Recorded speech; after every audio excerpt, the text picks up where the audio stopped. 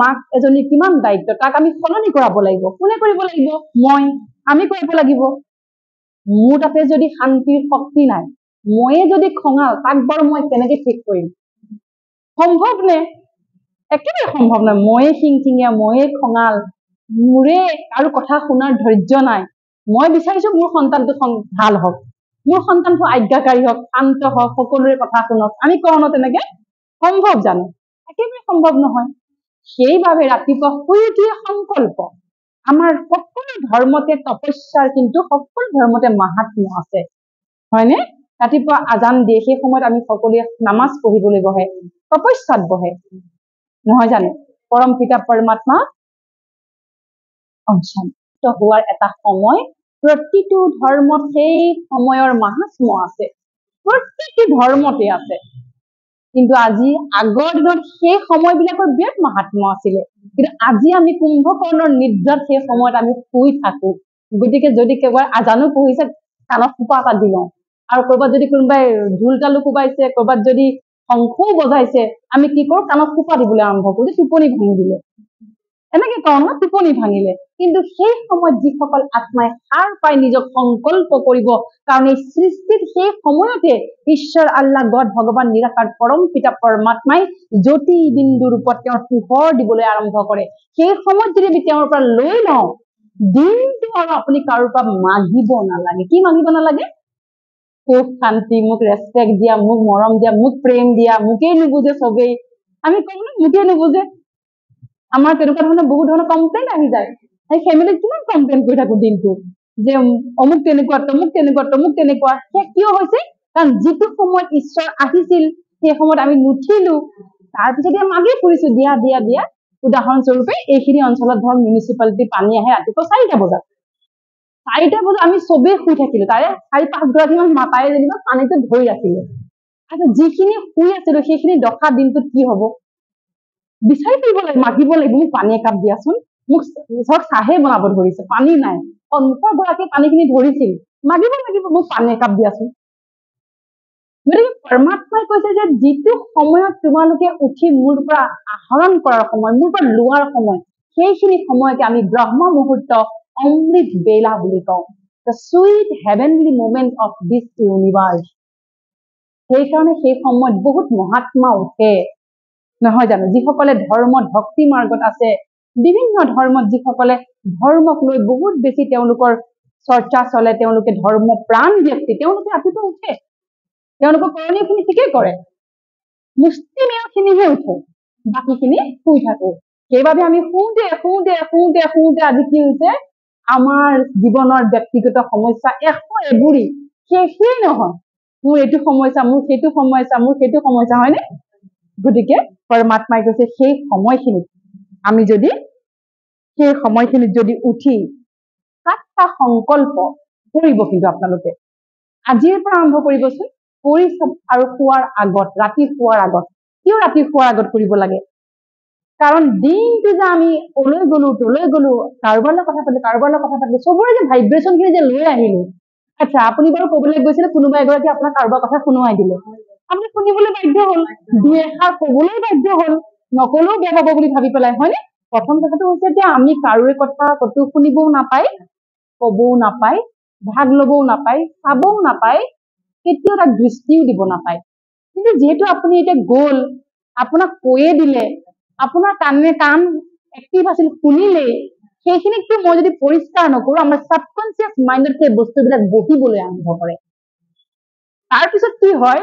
7-8 দিনৰ আগত যিগৰাকী ঘৰত যি চলিছিল, মোৰ ঘৰটো লাহে লাহে চলিবলৈ আৰম্ভ হব পাৰে, সম্ভাৱনা থাকে।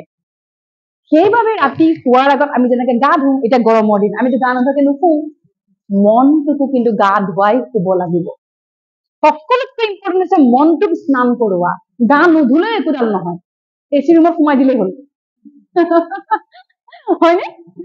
কিন্তু মনটোক যদি আপুনি স্নান কৰাই নুশুৱে, এচিয়ে মাত্ৰ শৰীৰটোহে শান্ত কৰিব, মনটো পাৰিবনে? 16ত এচিটো লগাই থক আপুনি, মন যদি শান্ত হয় কওকচোন, তাতো মন উতলি থাকিব। কেতিয়াবা দিনটোত এনেকুৱা পৰিস্থিতিৰ সন্মুখীন হওঁ যিটো আমি নিবিচাৰো, কেতিয়াও আশা কৰা নাছিলো, নহয় জানো? ভয়াৱহ পৰিস্থিতিৰ সন্মুখীন হওঁ। সেই সময়ত সেই পৰিস্থিতিৰ সন্মুখীন হৈ পেলাই যেতিয়া আমাৰ মনে আঘাত পালে, মনত সোমাই গ'ল, সেইখিনি লৈ মই ঘৰলৈ আহিলো। আৰু ঘৰলৈ অহাৰ পিছত যদি মই গাটো ধুই শুই দিলো, লাহে লাহে আপুনি শুবলৈ আৰম্ভ কৰিব, সেই দৃশ্যবিলাক মনে দেখুৱাবলৈ আৰম্ভ কৰিব। ৰাতি সেইবাবে বহুতৰ টোপনি নহয়, হয়নে? এটা বেমাৰ আছে যে টোপনি নাহে। কিয় টোপনি নাহে? টোপনি কিয় নাহে? কাৰণ বেক অফ দ্য মাইণ্ড এখন আমাৰ নিজ চিনেমা চলি থাকে, যিখনৰ দৰ্শক মই নিজেই, কোনেও নাচায়। সেইখনৰ দৰ্শক মই নিজে, ৰচনা কোনে কৰিছো, সৃষ্টিকৰ্তা কোন? মই নিজে, তাৰ হিৰো কোন? মই নিজে, ভিলেইনো কোন? মই নিজে। আজি মনুষ্যই তেনেকৈ এখন চিনেমাৰ জগতত সোমাই থাকে, যাক আমি ডিপ্ৰেশ্যনৰ দুনিয়ালৈ লাহে লাহে লৈ গৈ থাকে। সেইবাবে সদায় কওঁ, মনত আঘাত দিয়া 5টামান কাম কেতিয়াও নকৰিব। প্ৰথমটো হৈ গৈছে, যোনে আপোনাক যেনেকৈ ব্যৱহাৰ নকৰক কিয়, যোনে যি ব্যৱহাৰ নকৰক কিয়, যিমান টান কথা নুশুনোৱাক কিয়, আপোনাৰ প্ৰতি যিমানে ষড়যন্ত্ৰ নকৰক কিয়, ইমিডিয়েট যদি পাৰে, যদি বিচাৰে, আপুনি আপোনাৰ মনে এখন চিনেমা ক্ৰিয়েট কৰিব নালাগে, মন ডিপ্ৰেশ্যনত যাব নালাগে, ইমিডিয়েটলি ক্ষমা কৰি দিব। ক্ষমা, ফুল ষ্টপ। মই ক্ষমা কাৰ ভালৰ কাৰণে কৰিছো? নিজৰ ভালৰ কাৰণে কৰিছো। আচ্ছা, মই যদি ক্ষমা কৰো কিমান ভলা হব চাওক। মোৰ মনটো যদি ভাল হৈ গল, কাৰোবাক ক্ষমা কৰি দিয়া লাগিলে হালকা লাগে নে? কিমান হালকা লাগে, কিমান ভাল লাগে ন মনটো? এনেকুৱা লাগে বা মইতো হালকা হৈ গলো দেই। আচ্ছা, সেই হালকাপনটো লৈ পেলাই আপুনি যে ঘৰত কৰ্ম কৰিব, সন্তানৰ কাৰণে খাদ্য বনাব, সন্তানো ক্ষমাশীল হবলৈ আৰম্ভ কৰিব। সন্তানো ক্ষমাশীল হবলৈ আৰম্ভ কৰিব। বহু পিতৃ মাতৃয়ে মোলৈ ফোন কল কৰি সোধে, মোৰ ল'ৰাটোৱে ইমান কাজিয়া কৰে স্কুলত, ইমান বেছি অঘাইতং, আমাৰতো তেনেকুৱা এটাৰো নাই তেনেকুৱা চৰিত্ৰ। তেতিয়া মই সুধো, আচ্ছা আপোনাৰ খং আছে নেকি বাৰু? অলপ আছে। মোৰ নাই, দেউতাকৰ আছে। দেউতাকক যদি সুধো কাউন্সিলিং কৰিলে, আচ্ছা আপুনি মোক কওকচোন, আপোনাৰ ৱাইফৰ কি বাৰু এনেকুৱা এটা গুণ আছে বা কি এনেকুৱা এটা অভাৱ আপুনি দেখে? নাই তেওঁৰ বিৰাট খং, তেওঁ চূড়ান্ত খং, তেওঁ খং উঠিলে বহুত গালি গালাজ কৰে। ওলাই পৰিলে সেই সন্তানৰ দুখ নাই। এই সন্তান যে আহিছে, এয়া একদম ফটফটীয়া পবিত্ৰ হৈ আহিছে। এতিয়া কথাটো হল, তেওঁৰ লগত কাৰ্মিক একাউণ্ট কিন্তু লৈ আহিছে, বহুত কাৰ্মিক একাউণ্ট। আমি যে জন্ম হৈ এখন কুণ্ডলী নাপাওঁ জানো, জন্ম কুণ্ডলী নাপাওঁ, সেইখনে আমাৰ স্ক্ৰিপ্ট হয়। মোৰ নাটকৰ সেইখন স্ক্ৰিপ্ট, মোৰ এই জীৱনটোৰ এই শৰীৰটোৰ নাটকৰ জৱনিকা স্ক্ৰিপ্টখনৰ মতে পৰিব, স্ক্ৰিপ্টখনৰ মতে পৰিব। তাৰপিছত বহুত পণ্ডিতে বা বহুত মানে আমাৰ বহুতে কয় নহয় যে তোমাৰ ৰিষ্ট আছে, ৰিষ্ট দুখ বুলি কয় নহয়, যে অমুক বয়সত কিন্তু সাৱধান দেই, হেৰি এটা আছে। কেনেকে কয় বাৰু? কাৰণ মই লৈ আহিছো সেইবিলাক, তেওঁ চাই সেইখিনি কবলৈ পাৰিছে। এতিয়া কথা হল, সন্তানটোৱে সদায় কাৰ্মিক একাউণ্টৰ উপৰিও সন্তানে যদি বহুত বেয়া কাৰ্মিক একাউণ্ট লৈ আহে, মাকৰ পালনৰ কৃপাত কিন্তু সন্তানৰ সেই কাৰ্মিক একাউণ্ট ইয়াতেই চেঞ্জ হৈ যাব পাৰে, দুৰ্ভাগ্য সৌভাগ্যলৈ ৰূপান্তৰ হব পাৰে। যিমানে দুৰ্ভাগ্যলৈ নাহক কিয়, যিমানে যি লৈ নাহক কিয়, তাক কি কৰিব লাগিব? তাক আমি পালনা কৰিব পাৰিম, আমি সংকল্পৰ যোগেদি তাক ঠিক কৰিব পাৰিম। কিন্তু প্ৰথমতে আমি কি কৰিব লাগিব? নিজক একদম সেই স্থিতিলৈ আনিব লাগিব। কেনেকে আনিম তাৰ ওপৰতে কথা পাতিম। যে ৰাতিপুৱা শুই উঠি 7টা সংকল্প কি কি আছিলে? মই শক্তিশালী, কবচোন সকলোৱে, মই শক্তিশালী, মই শান্ত স্বৰূপ, মই আনন্দ আৰু সুখ স্বৰূপ, মই পৰম কল্যাণকাৰী আৰু দিব্য স্বৰূপ, মই প্ৰেম স্বৰূপ আৰু মই জ্ঞান স্বৰূপ। কওঁতে কিমান ভাল লাগে। মনে মনে কব, লাহে লাহে কব, অনুভৱ কৰি পেলাই কব, মুখস্থ নহয়, অনুভৱ কৰি। মই শান্ত স্বৰূপ, অনুভৱ কৰিব শান্তি মোৰ স্বধৰ্ম, শান্তি মোৰ আভ্যন্তৰীণ শক্তিত শান্তি নিৰ্হিত হৈ আছে। মই শান্ত স্থিৰ, এনেকে কব, লাহে লাহে কব। মই আনন্দ স্বৰূপ, মোৰ আনন্দ, মোৰ সুখ, সকলো সময়তে মই আনন্দিত আৰু সুখী হৈ থাকো। মোৰ আনন্দ আৰু সুখ কোনো মানুহ, কোনো ব্যক্তি, কোনো পৰিস্থিতিৰ ওপৰত নিৰ্ভৰশীল নহয়। মই প্ৰেম স্বৰূপ, প্ৰেম মোৰ স্বধৰ্ম। মই সকলোকে, জাতি ধৰ্ম ভাষা বৰ্ণ নিৰ্বিশেষে মই সকলোকে প্ৰেম কৰো, নিস্বাৰ্থ প্ৰেম কৰো। তাৰ বিনিময়ত মোক কাৰোৰে পৰা একো নালাগে। এনেকে ক'ব লাগিব সময় ল'ব লাগিব সেইটোকে আমি চাৰ্জ কৰা বুলি কওঁ নিজকে চাৰ্জ কৰো যেনেকে মোবাইলটো চাৰ্জ কৰিলে মই নিজক চাৰ্জ কৰি ললো যেতিয়া দিনটোতো বহুত ধৰণৰ পৰিৱেশ আহিব এতিয়া তাত মোৰ চাৰ্জিঙৰ পৰা যিটো দৰকাৰ কৰবাত অস্থিৰ হৈছে তাত শান্তিৰ ভাইব্ৰেশ্যন তাৰপিছত আপুনি ওলাই গ'ল ঘৰৰ বায়ুমণ্ডলটো বনাই ল'লে যে মোৰ ঘৰখন স্বৰ্গ মোৰ ঘৰত ঈশ্বৰ আল্লাহ গড ভগৱান নিৰাকাৰ পৰম পিতা পৰমাত্মাই নিবাস কৰে মোৰ ঘৰখন শান্তিৰ কুণ্ড মোৰ ঘৰখন ঐশ্বৰিক শক্তিৰে ভৰপূৰ মোৰ ঘৰত থকা প্ৰতিটো আত্মা শান্ত স্বৰূপ মোৰ ঘৰখন থকা প্ৰতিটো আত্মা সুখ স্বৰূপ জ্ঞানী আনন্দিত সুখী এনেকে আপোনালোকে ঘৰখনৰ বায়ুমণ্ডলটো বনাই পেলাব ঘৰখনৰ বায়ুমণ্ডলটো বনাব তাৰ পিছতে সন্তানক প্ৰথমটো ভাইব্ৰেশ্যন সদায় দিব লাগে কাৰণ সন্তানে বিভিন্ন কাৰ্মিক একাউণ্ট লৈ পেলাই আমাৰ ঘৰলৈ আহে গতিকে সেই সময়ত আমি যদি সন্তানক যদি আমি ভাইব্ৰেশ্যন দিওঁ ভাইব্ৰেশ্যন মানে এই যে আমি এনাৰ্জিটো ক্ৰিয়েট কৰিলো সেই এনাৰ্জি যদি আমি সন্তানক দি দিওঁ লগে লগে সন্তান সলনি হৈ যাব যি সন্তান অতি অস্থিৰ অতি মানে একদম বদমাছ উৎপতীয়া সেই সন্তান একৈশ দিনত দেখিব আপুনি সলনি হৈ গৈছে এনেকুৱা ফোন কলছ মোলৈ বহুত আহে যে মোৰ সন্তান সলনি হৈ গ'ল বেনজি মই আচৰিত নিজে যে মোৰ সব শান্ত হৈ গ'ল মোৰ আচৰিত পৰিৱৰ্তন আহিছে বহুতে লিখে তেনেকে ইউটিউবতো লিখে মোৰ চেনেলৰ তলত লিখে সকলোৱে কমেণ্টত যে ৰাতিপুৱা শুই উঠি সন্তানক যেতিয়া গাখীৰ দিব পানী দিব কিন্তু আশীৰ্বাদৰে দিব লাগিব খুব বেছি এলাৰ্ট হ'ব লাগিব এইটো কথাত আমি এতিয়া সময় হৈছে দুৱা লো দুৱা দো আশীৰ্বাদ লোৱা আশীৰ্বাদ দিয়াৰ সময় এতিয়া বেলেগ সময় নহয় সমাজত যিবিলাক চলি আছে এতিয়া আমি আশীৰ্বাদ ল'ব লাগে আৰু আশীৰ্বাদ দিব লাগে আমাৰ আশীৰ্বাদে কিন্তু কামাল কৰিব পাৰে মিৰেকল কৰিব পাৰে বুৰঞ্জীৰ সৃষ্টি কৰিব পাৰে গতিকে আশীৰ্বাদ দিবলৈ হ'লে আমি কি হ'ব লাগিব ভিতৰৰ পৰা চাফা পবিত্ৰ তাৰ প্ৰতি কোনো ধৰণৰ কোনো দাগ নাই সেইখন হৃদয়ৰ পৰা আশীৰ্বাদে কাম খাটিব নহলে কাম নাখাটিব গতিকে আমি কি কৰিব লাগিব সকলোৱে আজি আমি ইয়াতে বহি আছো গোটেইখিনি সমাজৰ যিটো সাম্প্ৰতিক সময় বৰ্তমানৰ যিটো সময় সেই সময়টোলৈ মনত পেলাই আমি সকলোৱে হৃদয়ৰ পৰা যদি এটা আশীৰ্বাদ সৃষ্টি কৰো সকলোৱে কৰকচোন যে এই সৃষ্টিত লাহে লাহে শান্তি স্থাপনা হৈছে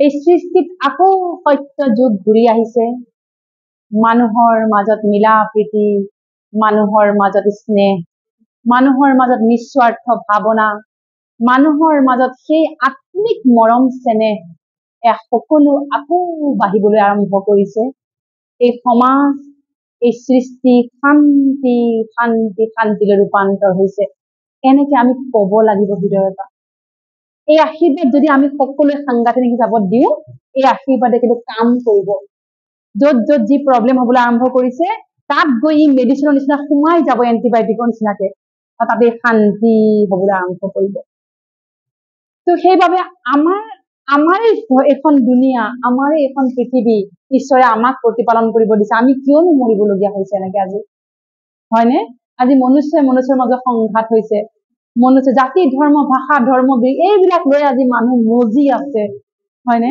আছে কিন্তু ঈশ্বৰ আল্লাহ গড ভগৱান নিৰাকাৰ পৰম জ্যোতি পৰমাত্মা যি এজনেই নহয় জানো যি এজনেই তেওঁ ওপৰৰ পৰা চাই কি অনুভৱ কৰিছে যে তোমালোক মোৰে সন্তান মোৰ ওচৰতে শেষত ৰিপৰ্টিং কৰিবলৈ আহিব লাগিব এটাই আমি যাব লাগিব ওপৰলৈ ৰিপৰ্টিং কৰিবলৈ কৰ্ম ৰিপৰ্টিং কৰিব লাগিব মই কি কৰ্ম কৰি থৈ আহিছিলো তেনেস্থলত আজি আমি ইয়াত বহি পেলাই কি কৰি আছো সেইবাবে যিমান নেগেটিভ মাইণ্ডেড সমাজত মানে লোক আছে যিমান নেগেটিভ মাইণ্ডেড লোকৰ কাৰণে আজি সমাজ নেতিবাচক হ'বলৈ আৰম্ভ কৰিছে তালৈ আমি ইয়াৰ পৰা প্ৰকম্পন দিওঁ যে হে আত্মা তুমি পৰম ইতিবাচক তুমি পৰম পবিত্ৰ তুমি কল্যাণকাৰী তোমাৰ দ্বাৰা সদায় সৃষ্টিত সুখ শান্তি স্থাপনা হ'ব তুমি সুখ স্বৰূপ শান্ত স্বৰূপ তুমি জ্ঞানী তুমি ঈশ্বৰ আল্লাহ গড নিৰাকাৰ পৰম পিতা পৰমাত্মাৰ সন্তান তুমি জ্ঞানী তুমি যোগী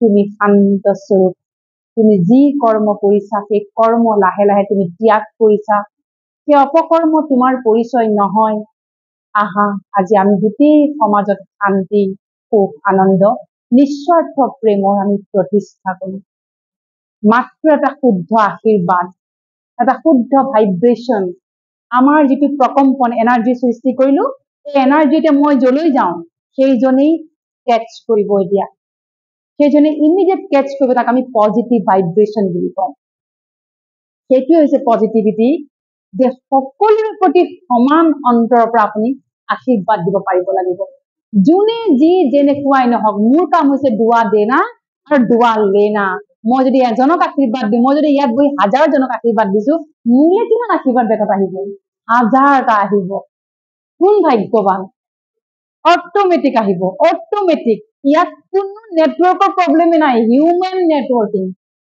ইয়াত নেটৱৰ্কৰ প্ৰব্লেমে নাই আমি হিউমেন নেটৱৰ্কিং আমি কানেক্টেড হৈ আছো এজনে সিজনৰ লগত আৰু হিউমেন নেটৱৰ্কত কেতিয়াও সমস্যাই নাহে যিমান জিঅ'গ্ৰাফিকেল চেঞ্জ নহওক কিয় জলবায়ু পৰিৱৰ্তন হওক বান আহক বৰষুণ আহক বতাহ আহক হিউমেন নেটৱৰ্কিং কিন্তু কেতিয়াও ভ্যানিশ নহয় মোবাইলৰ নেটৱৰ্ক কিন্তু নোহোৱা হৈ যাব টাৱাৰে নোহোৱা হ'ব আমাৰ টাৱাৰ কিন্তু ফুল থাকিব this is called human networking vibration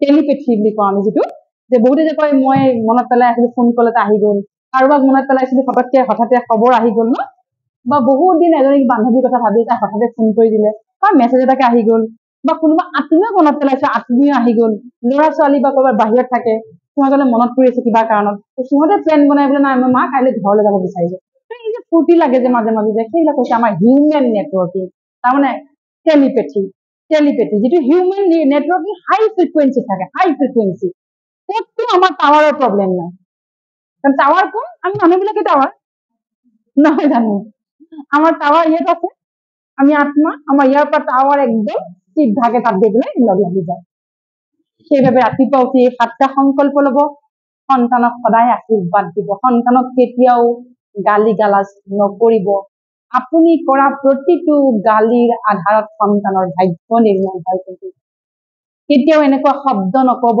যি শব্দৰ বাবে কিন্তু আমি বহুত সময় পস্তাবলগীয়া হয় যে কি কৈ পালো দেই আপোনাৰ মাতৃৰ হৃদয়ৰ পৰা যি আশীৰ্বাদ অভিশাপ ওলাব কি 100% প্ৰেক্টিকেল হ'বলৈ আৰম্ভ কৰিব এগৰাকী মাতৃ আছিলে সদায় মোলে ফোন কৰে যে মোৰ ল'ৰাটো দিল্লীত থাকে মোৰ সদায় ভয় হয় বেহেনজি এক্সিডেণ্ট হৈ যাব নেকি সদায় তেওঁ ভয় লৈ থাকে যে মোৰ ল'ৰাটো এক্সিডেণ্ট হ'ব নেকি মই সপোনতো এক্সিডেণ্ট দেখিলে মোৰ বৰ ভয় লাগে মোৰ ল'ৰাটো কিবা হৈ যাব নেকি আৰু সি যেতিয়া বাথৰুমৰ পৰা নোলায় বহুত সময় ফোন নধৰে মাকৰ মাক মানে পগলাৰ নিচিনা হৈ যায় লগে লগে মোক ফোন লগায় মই কৈছো আপুনি ভাইব্ৰেশ্যন দিয়ক মোৰ ল'ৰা একদম সুস্থ একদম সুৰক্ষিত পৰমাত্মাৰ ছাত্ৰ ছাই ধুনীয়া হৈ আছে নিৰোগী ফিট এণ্ড ফাইন সুখী পঢ়া শুনা কৰি আছে বঢ়িয়াকে আপুনি ভিজুৱেলাইজ কৰক তেওঁ কিবা কাৰণত মেডিটেশ্যনটো কৰিব পৰা নাই যিটো তেওঁৰ ভিতৰত বিভিন্ন কাৰ্মিক একাউণ্ট সোমাই আছে ভয় ভাৱটো সোমাই আছে আৰু এনেকে তেওঁ ভাবোতে এদিন তেওঁ ৰাতিপুৱালে তেওঁ ফোন আহিছে তেওঁৰ ল'ৰা এক্সিডেণ্টত ঢুকাল তাৰ মানে মোৰ কোৱাৰ ভাবাৰ্থ এইটোৱে মই যি আজি সংকল্প সৃষ্টি কৰি আছিলো মোৰ ল'ৰা যাব নেকি হ'ব নেকি হৈ গ'ল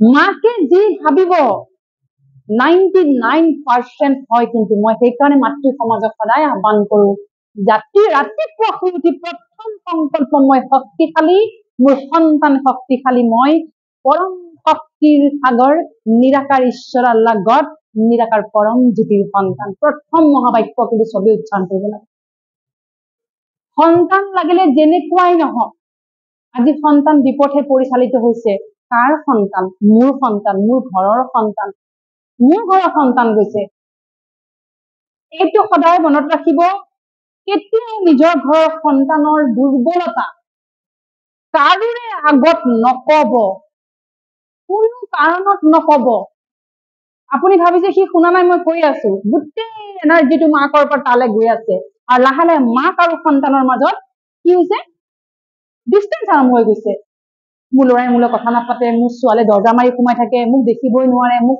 কটু কথা শুনোৱাই কিয় শুনোৱাইছে লেটছ চেক ইউৰ ভাইব্ৰেশ্যন তোমাৰ পৰা কি গৈছে চাওঁ তোমাৰ পৰা কি গৈছে এবাৰ চেক কৰা আপুনি কেনেকুৱা কৰে না মোৰতো খং উঠিবই কথা নুশুনিলে সেইটোৱে কথা এতিয়া সন্তানে কথা নুশুনে আচ্ছা শ্ৰীকৃষ্ণ কিমান দুষ্ট আছিল শ্ৰীকৃষ্ণটো বহুত দুষ্ট বুলি কয় পঢ়োতে গম পাওঁ ন কিন্তু যশোদাই কেতিয়াবা খং কৰিছিল নে বেয়া শব্দ কৈছিল নে নাই কোৱা কিয় নাই কোৱা তেওঁ জানিছিল মই কোৱা এটা শব্দই তাৰ ভাগ্য বনি যাব পাৰে, তাৰ জীৱন হৈ যাব পাৰে।